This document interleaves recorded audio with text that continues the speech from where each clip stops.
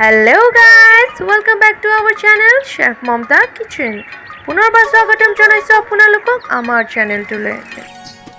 আজি আমি আপোনালোকক দেখুৱাম ওমাজন নাৰ্জে। এতিয়া আপোনালোকে ভাবিছে চাগে মই এইটো কি কৈছো। ওমা মানে হ'ল অসমীয়াত গাহৰি আৰু নাৰ্জে মানে হ'ল মৰাপাত।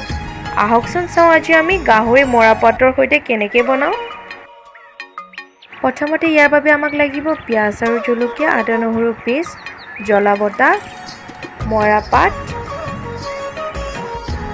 আৰু কলৰ খাৰ। আমি গাহৰিটো বইল কৰি লৈছোঁ। কেৰাহীটো গৰম হোৱাৰ পাছত অলপ তেল দি দিছিলোঁ। তেলটো গৰম হোৱাৰ পাছত এতিয়া আমি দি দিছোঁ কেইটামান কেঁচা জলকীয়া। কেঁচা জলকীয়াটো অলপ দেৰিৰ বাবে ফ্ৰাই কৰিব লাগিব। এতিয়া আমি দি দিছোঁ কেইটামান কাটি থোৱা পিয়াজ। পিয়াজটো দিয়াৰ পাছত আমি অলপ দেৰিৰ বাবে ফ্ৰাই কৰিব লাগিব।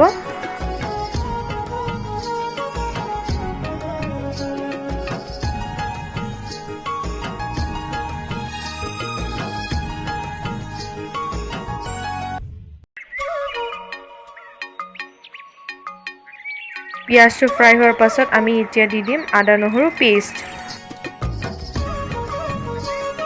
আদা নহৰু পেষ্ট দিয়াৰ পাছত আমি এতিয়া দিছোঁ জ্বলা বটা। এতিয়া আমি সববোৰ ভালদৰে মিক্স কৰি অলপ দেৰিৰ বাবে ফ্ৰাই কৰিম। গাইজ আপোনালোকে যদি জ্বলা কমকৈ খায় জ্বলা বটা নিদিলেও হ'ব। আমি জ্বলা বেছি খাওঁ সেইকাৰণে অলপ এক্সট্ৰাকৈ জ্বলা বটা দি দিছোঁ।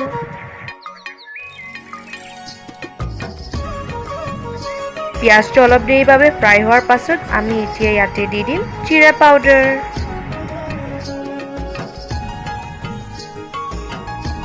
এতিয়া দি দিছোঁ ধনিয়া পাউডাৰ।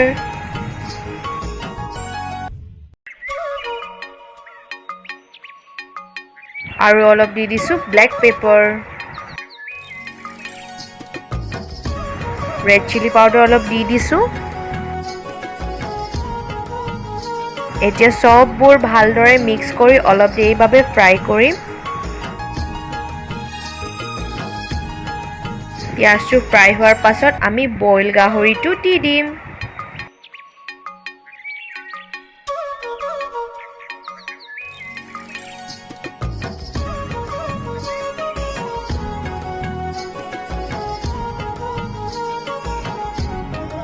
গাইজ কমেণ্ট বক্সত জনাব ফ্ৰাই গাহৰি কোনে কোনে ভাল পায়, স্পেচিয়েলি ড্ৰাই ফ্ৰাই মোৰটো ফেভৰেট হয়। কিন্তু আজি আমি ড্ৰাই ফ্ৰাই নবনাওঁ, আজি আমি তিতাৰ লগত বনোৱা দেখাইছোঁ গাহৰি মাংস কি ধৰণে বনাব পৰা যায়। বহুতে চাগে অলৰেডি তিতাৰ লগত গাহৰি খাই পাইছে। যদি খাই পোৱা নাই এই ৰেচিপিটো ঘৰত ট্ৰাই কৰিব। এতিয়া জোখৰ অনুযায়ী নিমখ দি দিছোঁ।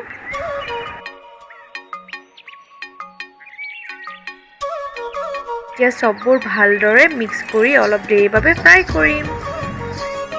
10 মিনিট মানৰ বাবে কভাৰ কৰি দিম। 10 মিনিট মানৰ পাছত যেতিয়া কভাৰটো গুচাই চালোঁ, এয়া চাওঁ গাহৰিটো এনেকুৱা দেখিবলৈ হৈছে। বৰ্তমান এইটো সিজা নাই আৰু সিজিবলৈ আছে। আমি আৰু অলপ দেৰিৰ বাবে ফ্ৰাই কৰিম। গাহৰিটো ভালদৰে সিজিবলৈ আমি ইয়াতে অলপ দি দিছোঁ গৰম পানী।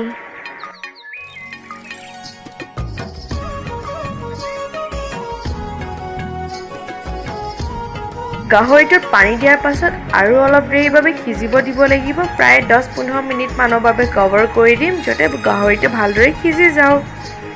প্ৰায় 15 মিনিট মানৰ পাছত কভাৰটো গুচাই দিম। এয়া চাওক এতিয়া আমি ইয়াতে দি দিছোঁ মৰা তিতা পাত মানে নাৰ্জে আমাৰ বড়ো ভাষাত। প্ৰথমতে আপোনালোকে দেখিছিলে যে পাতৰ নিচিনা আছিলে, কিন্তু এতিয়া আমি যিহেতু আঞ্জাত দিম অলপ গুড়ি কৰি লৈছোঁ। যিহেতু এইটো শুকান হয় তো হাতত অলপ দিলেই গুড়ি হৈ যায়। এতিয়া আমি ইয়াতে দি দিছোঁ কলৰ খাৰ। তিতা যেতিয়া বনায় তাতে অলপ যদি খাৰ দি দিয়া যায় তাৰ সোৱাদে বেলেগ হয়।